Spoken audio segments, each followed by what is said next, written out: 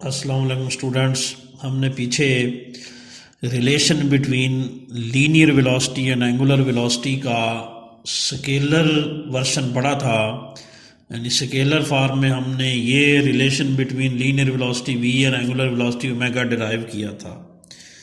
आगे हम vector form में v और ओमेगा के दरमियान रिलेशन निकालते हैं।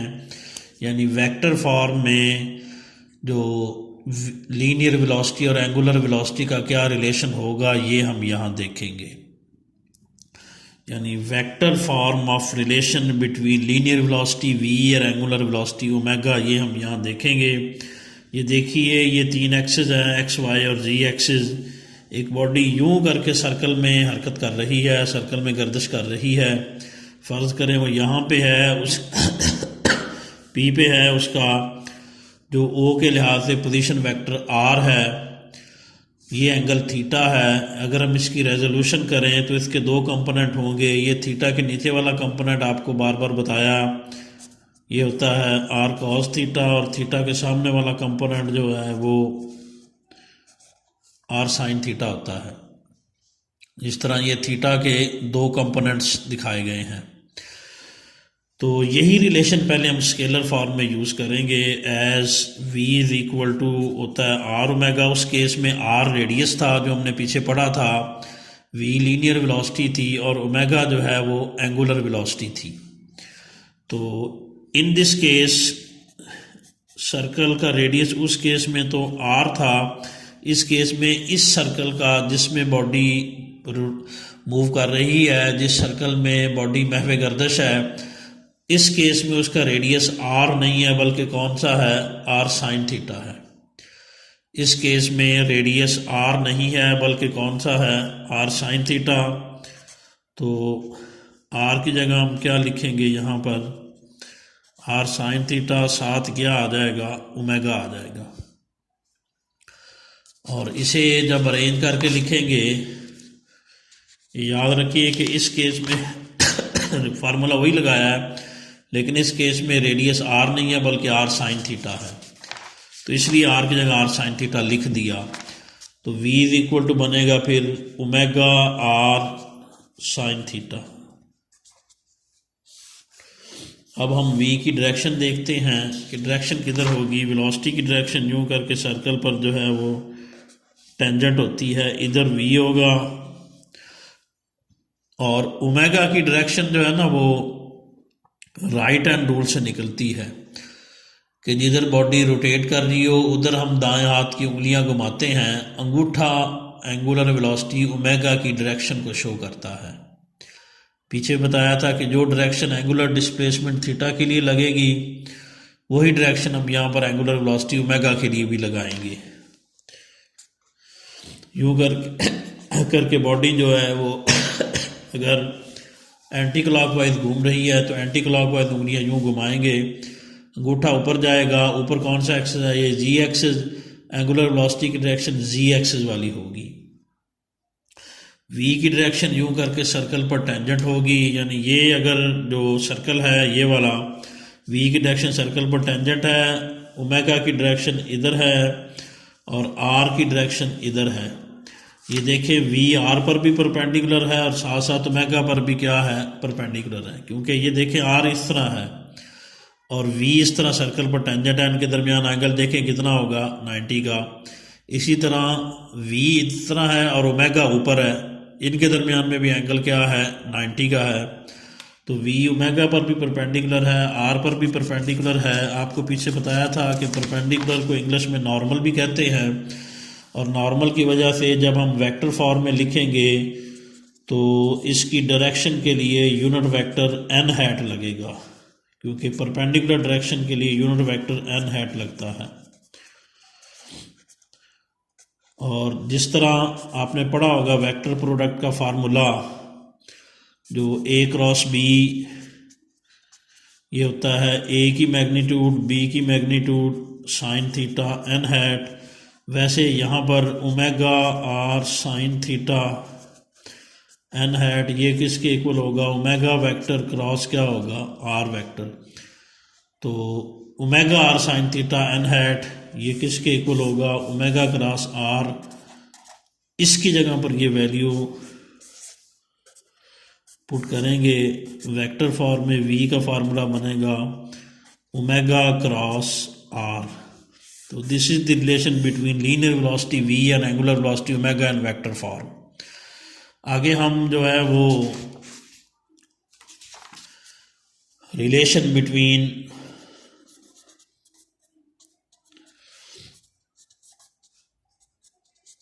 Linear acceleration a and angular acceleration alpha in vector form ये भी डिराइव करेंगे। पीछे हमने ये लीनियर एक्सेलरेशन सर्कल पर टेंजेंट होता है, उसको टेंजेंशियल एक्सेलरेशन भी कहते हैं, ये एक फार्मूला बनाया था। ये स्केलर फॉर्म में लीनियर एक्सेलरेशन ए और एंगुलर एक्सेलरेशन अल्फा का रिलेशन था। आगे हम वेक्टर फॉर्म में लीनियर एक्सेलरेशन ए और एंगुलर एक्सेलरेशन अल्फा का रिलेशन बनाएंगे। ये देखें, अभी हमने ये फार्मूला डिराइव किया कि जो v वेक्टर फॉर्म में v जो है वो किसके इक्वल होता है, ओमेगा क्रॉस r। अगर हमने a बनाना है तो डिफ्रेंशिएट कर देंगे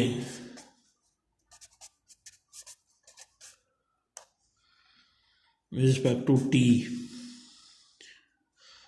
तो v ये होगा dv ओवर क्या होगा dt, और इस पर प्रोडक्ट रूल लगेगा, ओमेगा का डेरिवेटिव क्रॉस r, आगे r का डेरिवेटिव, ये प्रोडक्ट रूल लगा हुआ है डिफरेंशिएशन वाला। तो ये देखिए ये dv ओवर dt ये वाला, ये एक्सेलरेशन a है, टोटल एक्सेलरेशन a है, और d ओमेगा ओवर dt ये एंगुलर एक्सेलरेशन का फार्मूला होता है, ये अल्फा होता है। और इसी तरह यानी ये अल्फा हो गया, ये a हो गया, और ये dr ओवर dt ये वेलोसिटी v होगी, डिस्प्लेसमेंट ओवर टाइम। ये वैल्यू हम इधर पुट कर देंगे इस इक्वेशन में, यहाँ पे इस इक्वेशन में ये वैल्यू पुट करेंगे। dv और dt की जगह क्या लिखेंगे, a लिखेंगे, और ये किसके इक्वल है, अल्फा के। इसकी जगह अल्फा लिखेंगे, क्रॉस क्या हो जाएगा r, और ये ओमेगा और ये v के बराबर है।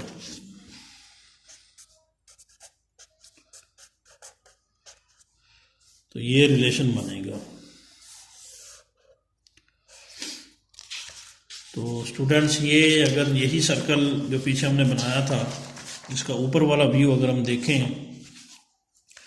यानी अगर एक बॉडी सर्कल में रोटेट कर रही होती है इस तरह, तो उस पर एक सेंटीपिटल एक्सेलरेशन लगता है जिसकी डायरेक्शन सर्कल के सेंटर की जानब होती है। यहाँ पर अगर बॉडी मौजूद है तो सेंटीपिटल एक्सेलरेशन की डायरेक्शन किधर होगी, सर्कल के सेंटर की जानब। इसको रेडियल एक्सेलरेशन भी कहते हैं, क्योंकि इसकी डायरेक्शन वही होती है जो रेडियस वाली होती है। एक बॉडी सर्कल में घूमती है तो उस पर एक सेंटीपिटल फोर्स लगती है और एक सेंटीपिटल एक्सेलरेशन होता है। सेंटीपिटल एक्सेलरेशन को हम रेडियल एक्सेलरेशन भी कह सकते हैं, ए आर से शो करते हैं। इसकी डायरेक्शन यूँ करके सर्कल के सेंटर की जानब होती है, क्योंकि सेंटीपिटल फोर्स की डायरेक्शन सर्कल के सेंटर की जानब होती है। और लीनियर वेलोसिटी की डायरेक्शन भी इस तरह सर्कल पर टेंजेंट होती है, उससे जो एक्सेलरेशन बनता है उसको टेंजेंशियल एक्सेलरेशन कहते हैं। उसकी डायरेक्शन भी यूँ करके सर्कल पर टेंजेंट होगी। तो ये यूँ करके दो एक्सेलरेशन होंगे, और ये उनका एक तरह का रिजल्टेंट एक्सेलरेशन होगा। ये किसके इक्वल होगा, ए के। ये दो एक्सेलरेशन है, ये उनका रिजल्टेंट एक्सेलरेशन है, ये किसके इक्वल है, ए के। तो वेक्टर फॉर्म में ये रिजल्टेंट है, ये दोनों वेक्टर असल में ऐड हो रहे हैं। यानी वैसे तो अगर इनको हम करते तो अलग से, जो पहले ये वेक्टर ए आर ड्रा करना था इस तरह, इसके हेड के साथ फिर किसकी टेल मिलानी थी, ए टी की, वो इधर था, ऊपर था, इस तरह होते हैं। और ये इनका रिजल्टेंट कौन सा होना था, ये वाला एक्सेलरेशन, टोटल एक्सेलरेशन, ये क्या होना था, ए, हेड टू टेल रूल के ज़रिए। A is the resultant of A T and A R, तो ए बराबर होगा ए टी प्लस क्या होगा, ए आर। ये रिलेशन वेक्टर फॉर्म में बनेगा। ये इक्वेशन नंबर 2 कह दें और इसे इक्वेशन नंबर 1 कह दें। इनका कंपैरिजन करें, अगर इन दोनों इक्वेशनों का कंपैरिजन करें, लेफ्ट हैंड साइड बराबर है। ये देखें, ये हमने जो फिगर के ज़रिए ए टी और ए आर की डायरेक्शन ड्रा करके रिजल्टेंट वेक्टर बना के ये हमने इक्वेशन ड्राइव की है। A is the resultant of A T and A R, इनके सम के बराबर होगा फिर वेक्टर फॉर्म में। ये इक्वेशन फिगर से बनाई है, ये इक्वेशन हमने डिराइव की है। इनका कंपैरिजन करने लगे हैं।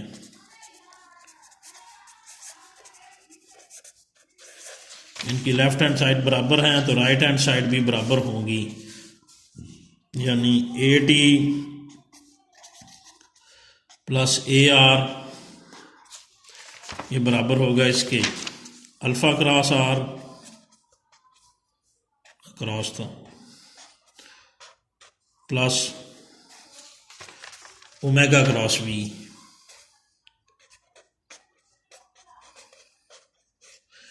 तो ये देखें, इनको अगर कोफिशिएंट कंपेयर करें, या ये पहला पहले के बराबर है, ए टी किसके इक्वल होगा, फिर अल्फ़ा क्रॉस आर के,